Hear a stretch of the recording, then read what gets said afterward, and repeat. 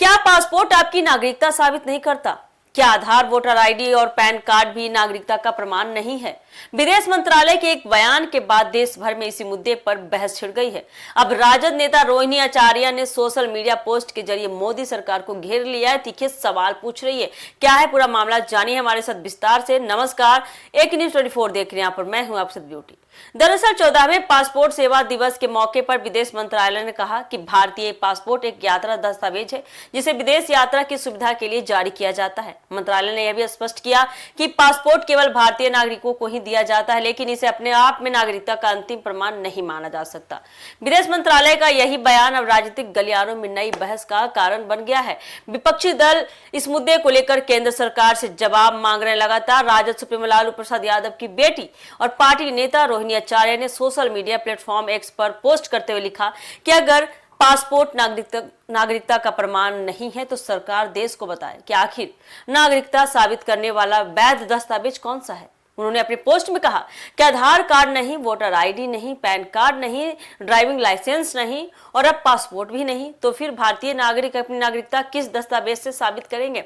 रोहिणी आचार्य ने आगे सवाल उठाया कि जब इन सभी दस्तावेजों को बनवाने के लिए नागरिकता से जुड़ी जानकारी मांगी जाती है, सारे डॉक्यूमेंट्स मांगे जाते हैं, तो फिर इन्हें नागरिकता का प्रमाण क्यों नहीं माना जाता। उन्होंने यह कहा कि सरकार को इस विषय पर स्पष्ट जवाब देना चाहिए ताकि आम लोगों के बीच किसी तरह का भ्रम न रहे। अपने पोस्ट में उन्होंने यह भी लिखा कि देश के नागरिक वर्षों से इन दस्तावेजों के आधार पर अपनी पहचान साबित करते आ रहे हैं। ऐसे में यदि ये दस्तावेज भी नागरिकता का प्रमाण नहीं है तो लोगों के मन में सवाल उठना तो स्वाभाविक है ना। रोहिणी आचार्य यही नहीं रुकी, उन्होंने केंद्र सरकार पर तंज कसते हुए कहा और लिखा कि कहीं ऐसा तो नहीं कि बाकी सभी दस्तावेजों को अमान्य बताकर केवल बीजेपी की सदस्यता को ही नागरिकता का सबसे बड़ा प्रमाण बना दिया जाए। उन्होंने सवालिया लहजे में पूछा कि क्या बीजेपी का सदस्यता कार्ड ही अब नागरिकता साबित करने का वैध कार्ड माना जाएगा। रोहिणी आचार्य के इस पोस्ट के बाद राजनीतिक माहौल गर्मा गया है। विपक्ष इस मुद्दे को जनता से जुड़ा बड़ा सवाल बताते हुए केंद्र सरकार से जवाब मांग रहा है। वहीं भाजपा की ओर से फिलहाल इस पूरे मामले पर कोई आधिकारिक प्रतिक्रिया सामने नहीं आई है, कोई बयान नहीं आया। अब सबकी नजर केंद्र सरकार पर टिकी है। देखना होगा कि सरकार इस विवाद पर कोई विस्तृत स्पष्टीकरण जारी करती है या नहीं।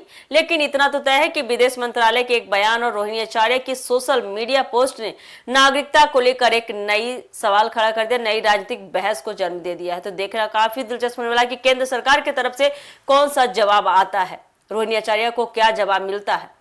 तो आपको क्या लगता है इस खबर को लेकर, आप हमें कमेंट सेक्शन में बता सकते हैं। फिलहाल के लिए इस खबर में इतना ही। ऐसे ही अपडेट के लिए जुड़े रहिए हमारे एक न्यूज़ 24 के साथ। धन्यवाद।